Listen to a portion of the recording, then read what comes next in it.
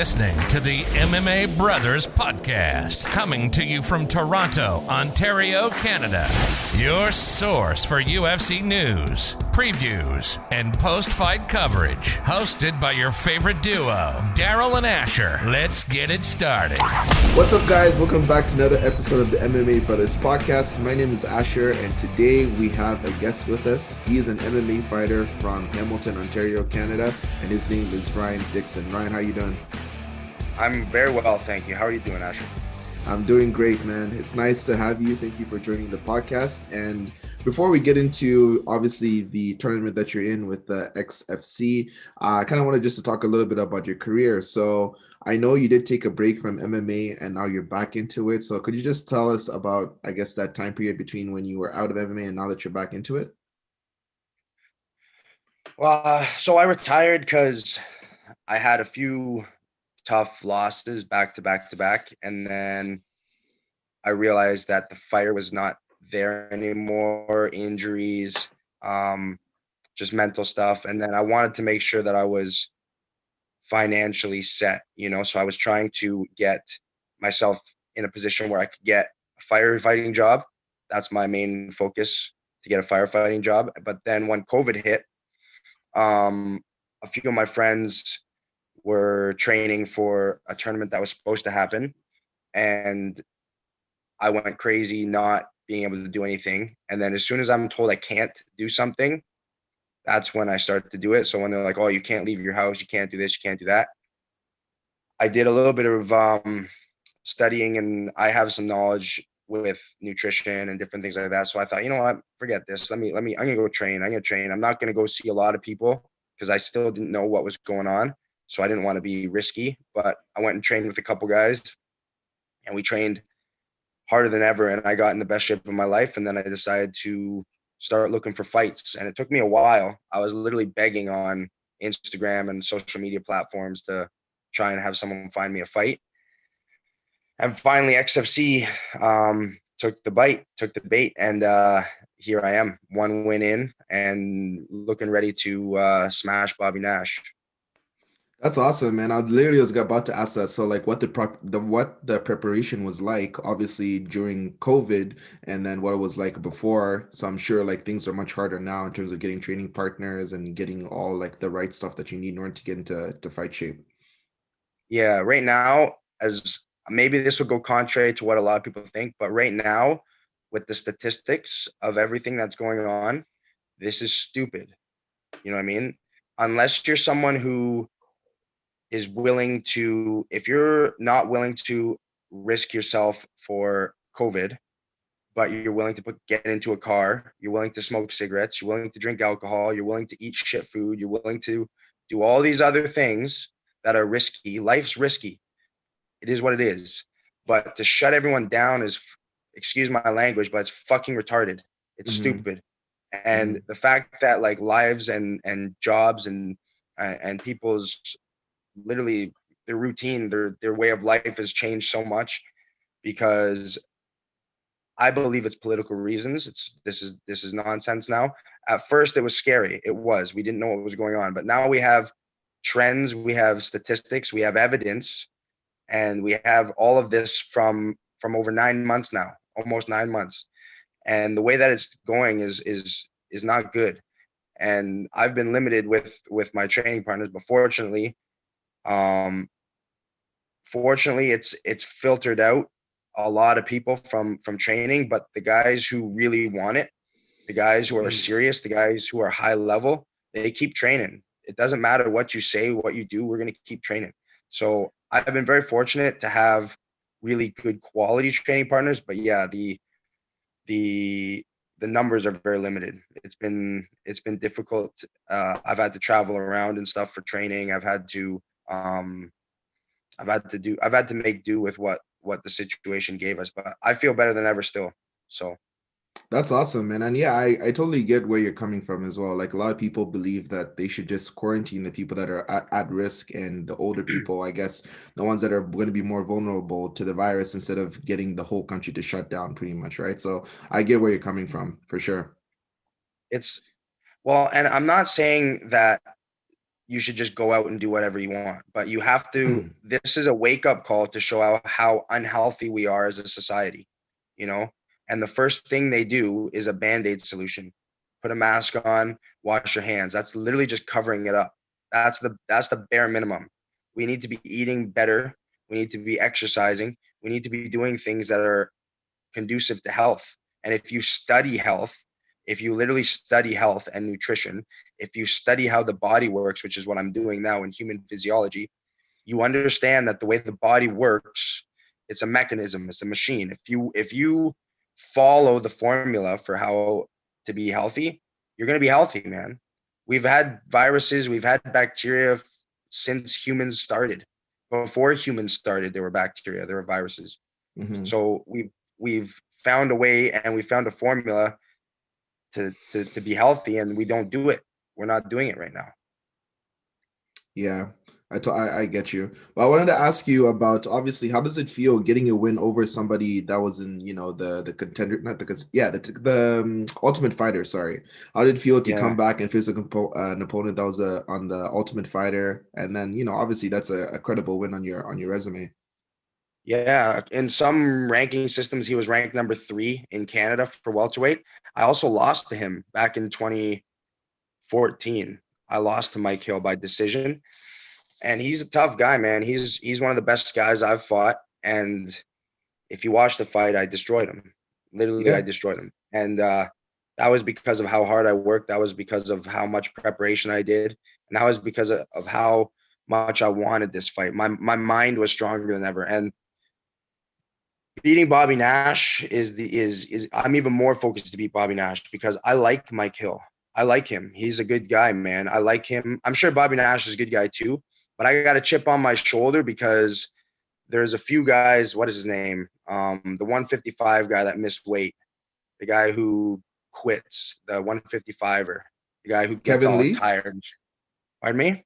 Did you say Kevin Lee, maybe? No, Or not Kevin. No, not Kevin Lee. No, there's a guy. Kenny something, the guy who's in this tournament as well at 155. oh, From gotcha. there, I don't like that attitude of the team. Mm, Their whole mm, team they break. So mm, I can't wait to fight Bobby Nash and break him. It's going to be worse. I don't like that team. I mm. don't like uh I don't like how XFC is like favoring these guys. When I showed up to the hotel, there were posters of Bobby Nash, posters of that Kenny Cross, that's his name, Kenny Mm, Cross. So they like that team. mm, So that's the same thing as telling, like when the government told me I can't train, when you're setting me up to lose and you got these other guys' faces all over the place, I'm fucking coming, man. mm. This is personal now. So I liked Mike Hill. I don't like these guys. So I'm gonna destroy Bobby Nash. I'm sure that gives you some motivation too, because like you said, they have posters of Yeah, Bobby man. Nash on the wall and stuff, and then you knowing that they're trying to favor him, that probably gives you motivation, saying like, hey, if I beat this guy, everybody's gonna remember my name, my face is gonna be in the posters and stuff like that, right? Well, absolutely. I just want I'm just as good as anyone else, man. So like give me some recognition, They send me in to lose. I'm a stepping stone for somebody. All right, let's go. Let's go. Let's go, man. And Bobby Nash fought in the UFC. He got knocked out in the UFC, but he fought there. He made it. He was a top 10 or a Big 10 NCAA wrestler. So it's going to be awesome to take him down. It's going to be great to knock him out, just like the guys in the UFC.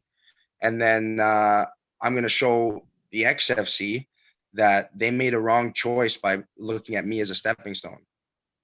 That's what I was actually going to ask you, because I know like you're great with your jiu-jitsu. Most of your wins actually have been by submission, and Bobby Nash is somebody that actually does win most of his fights by TKO. So do you plan on finishing the fight on your feet or like taking it to the ground? Realistically, no one can stop my jiu-jitsu. It is what it is. Like, look at my record. I've finished everybody that I've beat in jiu-jitsu. The guys who were able to do well on me were able to stop me from taking them down, or they were able to get up. Bobby Nash, I'm not dumb. Bobby Nash's wrestling is very good. His striking is ugly. His striking is wild, and he's got good power, but he sucks. He's not good at striking. So I'm going to show what real striking is, and I'm going to drop him, and then I'm going to choke his ass out or beat him up more once I get down to the ground. So fighting out of like Hamilton, Burlington, Ontario area, like there's obviously the BTC fight promotions, and I know someone like Aaron Jeffrey, he's been pretty active lately, even with the pandemic taking place. So like, have you been able to, I guess, associate with those guys in terms of training to get ready for some fights, or? Well, I actually haven't been to Hamilton once since COVID started. Mm-hmm. My coach Jeff Joslin, he was hit hard by the COVID, I guess, and I haven't been there to train. But I was training at Toronto Top Team in Mm. Scarborough. There's a lot of good guys there, a lot of really high level jiu-jitsu guys, good wrestlers. And I've been a few times to Niagara Top Team to train with Chris Prickett and Aaron and those guys out there. But I've been sparring at BTC to work with Paul Jalbert, Ergis, and Adam Asenza, and all those other guys that are in the mix too. So it's been good working with those guys. He's obviously a bigger guy than me, but he's been doing well. He's very good. He's in shape all the time. Aaron, I'm talking about. Yeah. But there's a lot of guys that have been joining us that are serious from all over to make sure we're ready for our fights. Gotcha. So obviously your plans are to win this XFC tournament. So going into 2021, like, do you have like a grand plan on how you want your year to work out? I kind of do, but I don't like jinxing myself. I don't like talking too far ahead. I'm tunnel vision. I've got literally 2 goals. I've figured out a recipe for my success, and that's don't focus on too many things at once. I have Mm. 2 goals. That's the first goal is I want to get a firefighting job. I really want that. I don't really care where, so long as it's in Ontario. And then really close, like my day-to-day life is geared toward destroying Bobby Nash. Like I'm literally gonna destroy this guy, man. People think that I fucked up Mike Hill, which I did in 54 seconds, but I'm gonna break Bobby Nash, man. That team, the psychology of that team, they all break, man. And you're gonna see Bobby Nash break whenever that fight gets announced. It's not announced yet, but in February, I'm going to destroy him. I like it. I like it. Yeah, man, Yeah. I get fired up talking about it, man. It almost makes me angry, you know. I don't Yeah. mean it to be like awkward for you, but I get like No, no, no. I I can think take it. It's fine. yeah, yeah. I was listening to a podcast the other day, and it made me feel a little bit better about like my I get uncomfortable. I make people uncomfortable sometimes with how intense I can get, but Mike Tyson I was listening to, and he was on the Joe Rogan podcast, and he was saying how he doesn't like how he gets when he has a fight.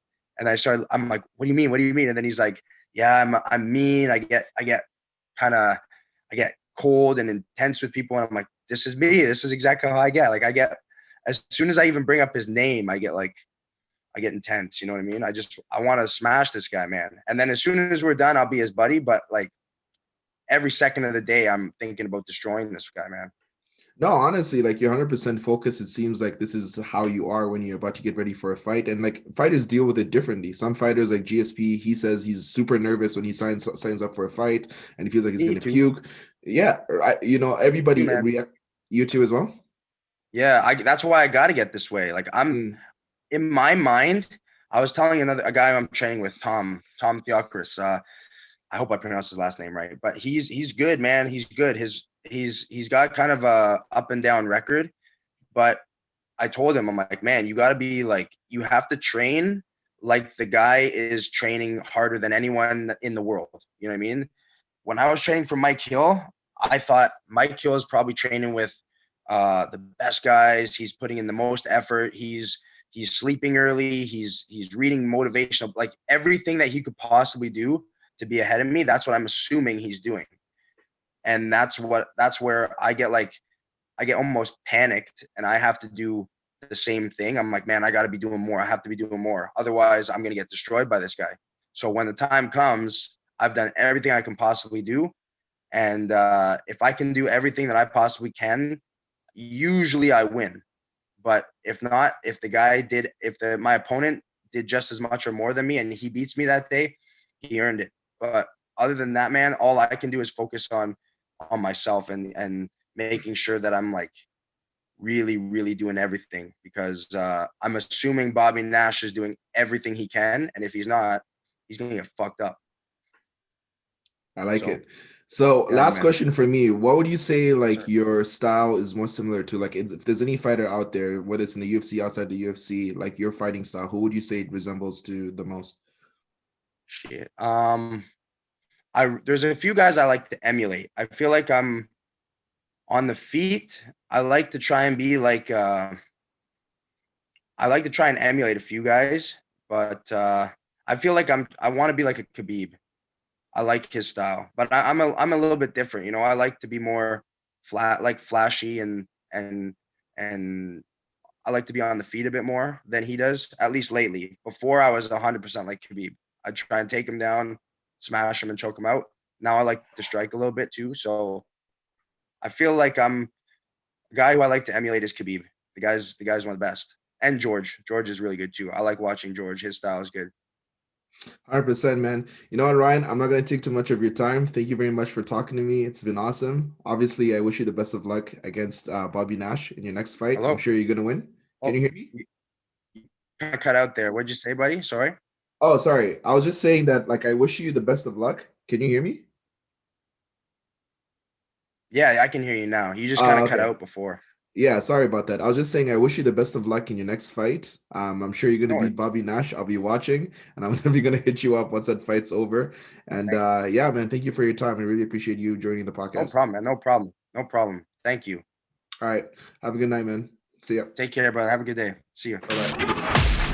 Thanks for listening to the MMA Brothers Podcast. We hope you enjoyed this episode, and if you did, please give us a follow on our socials. You can check out a description of this episode for more, but don't forget to connect with us on Instagram at MMA Brothers Pod. We'll see you on the next episode.